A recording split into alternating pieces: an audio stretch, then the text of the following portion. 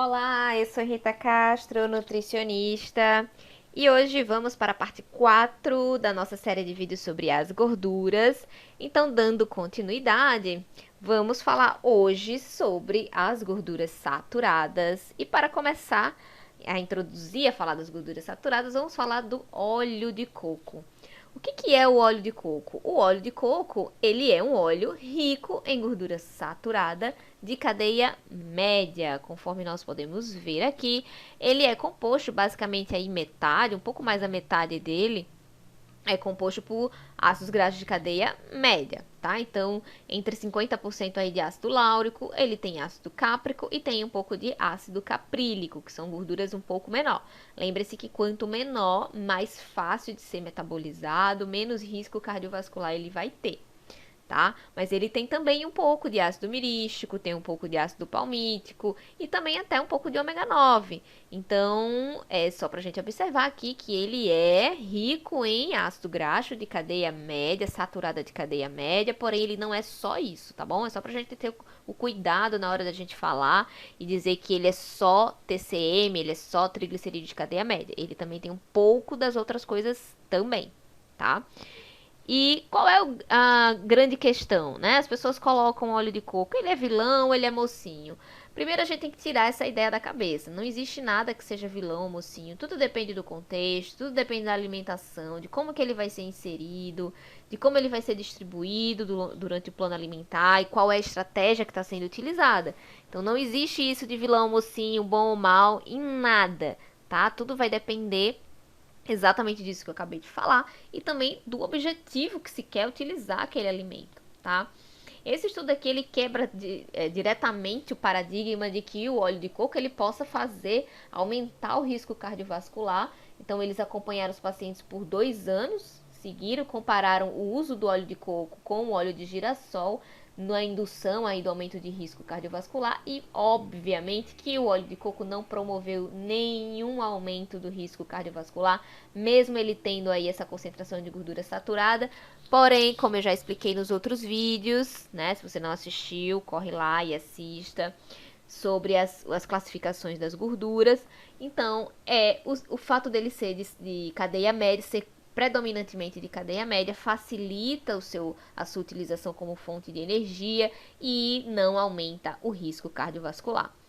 Outra aula que eu sugiro que vocês assistam também, se você não assistiu ainda, é que a minha aula lá sobre a low carb, sobre a redução de carboidrato. Nós vimos lá o que eu mostrei, que o problema de você ter risco cardiovascular, de você ter o colesterol alto, ter as gorduras elevadas no seu corpo, é causada pelo excesso de carboidrato. É esse carboidrato em excesso que vai promover o aumento do colesterol, o aumento das gorduras no seu corpo, e não o consumo das gorduras.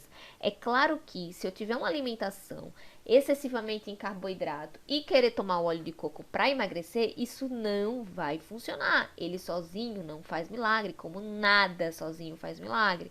Então, para que o óleo de coco funcione bem, eu tenho que reduzir. Aliás, é essa a ideia de utilizar o óleo de coco. É reduzir a quantidade de carboidrato para poder colocar ele como fonte de energia, ok? Então, só colocar o óleo de coco e mantendo o consumo excessivo de carboidrato, isso não vai funcionar. E isso pode ter, inclusive, alguns efeitos adversos de piorar aí sim, porque você está dando muito carboidrato e muita gordura que vai direto para o fígado, e isso pode ter um efeito prejudicial. Então, antes de inserir o alimento, tem que ver o contexto, como está a alimentação, e aí sim ele vai ter os efeitos benéficos e maravilhosos que o óleo de coco tem.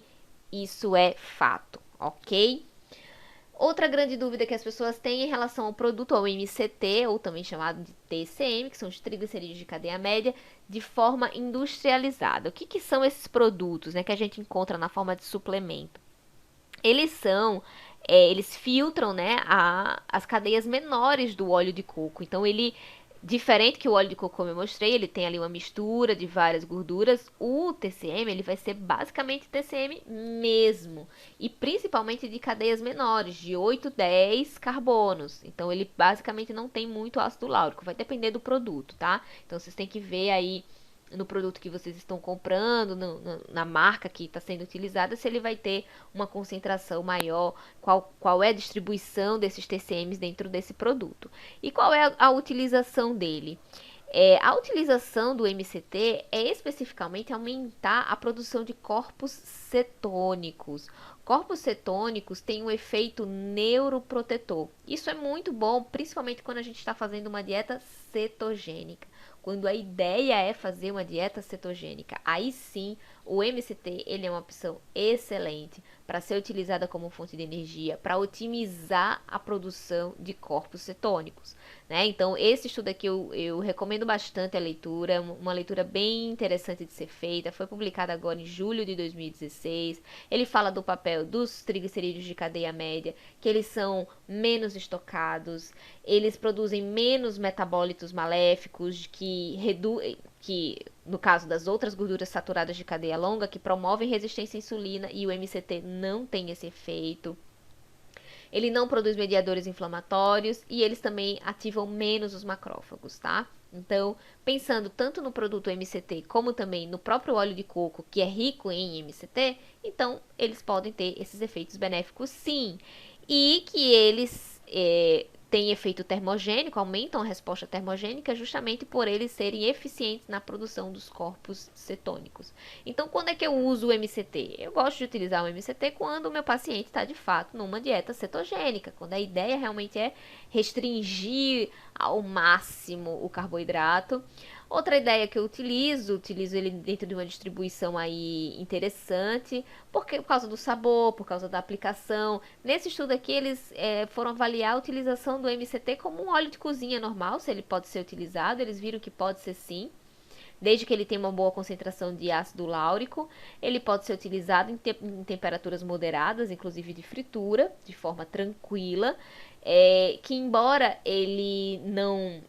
o fato dele conter um pouco mais de ácido láurico, ele produz um pouco menos aí os corpos cetônicos, mas isso promove uma oxidação, ou seja, a utilização desses ácidos graxos como fonte de energia, e isso pode ser interessante. Por isso que ele pode ser utilizado em pré-treinos, porque é o que a gente quer, fornecer energia rápida. Então a gente viu lá no vídeo 2 de digestão e absorção, a diferença é que o MCT não precisa de enzimas digestivas, ele vai direto para o fígado, e lá no fígado ele entra direto na mitocôndria, não precisa da carnitina, então ele vai ser direto oxidado e fornecer energia para as nossas células, e por isso que ele é muito interessante, tá?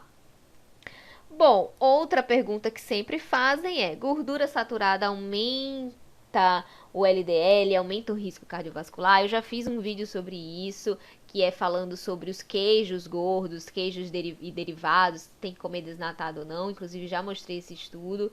Nesse estudo ele fala exatamente isso, que não precisa comer os derivados do leite desnatados, light, zero gordura, porque esses alimentos na sua forma integral, eles não aumentam o LDL e não aumentam o risco cardiovascular. Isso foi um estudo muito interessante, publicado agora em agosto de 2016.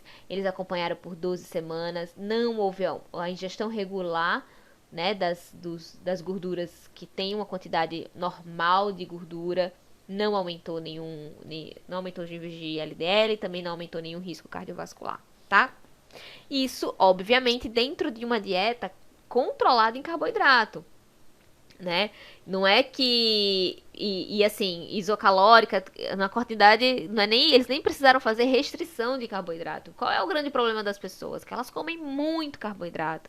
E o fato de comer muito carboidrato com muita gordura, isso é que é ruim. Ok? Mas se eu tiver um bom controle do meu carboidrato, dos carboidratos bons, não necessariamente restringir carboidrato, então isso vai depender de uma série de coisas que está sendo planejada para o paciente, ou que você está planejando para sua alimentação. A ideia é que se controle o consumo de carboidrato para poder consumir gordura de forma mais tranquila, tá? Mas significa que eu vou poder comer gordura saturada à vontade, todos os dias, toda hora, todo momento, todas as minhas refeições? Claro que não. Sempre a moderação, o momento certo, né? A distribuição correta. Então, gente, é sempre ter o controle ideal das coisas e ter bom senso, ok?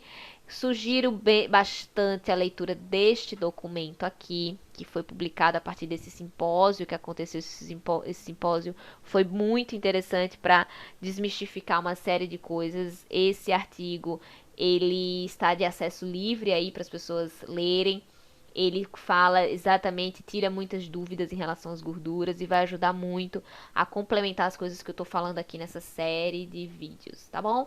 Se você gostou desse vídeo, dê o seu like, compartilhe com seus amigos e me acompanhe aqui no canal que eu vou publicando mais aulinhas, mais temas interessantes. Você pode sugerir também alguns temas que queira que eu aborde aqui, mostrando os artigos mais recentes, e isso vai ajudar a gente a ter argumentos suficientes para debater e discutir de forma científica e, obviamente, aplicada à nossa prática clínica, para que não haja confusão com tanta coisa que está sendo publicada por aí. Então, fiquem ligados e até o próximo vídeo. Tchau, tchau!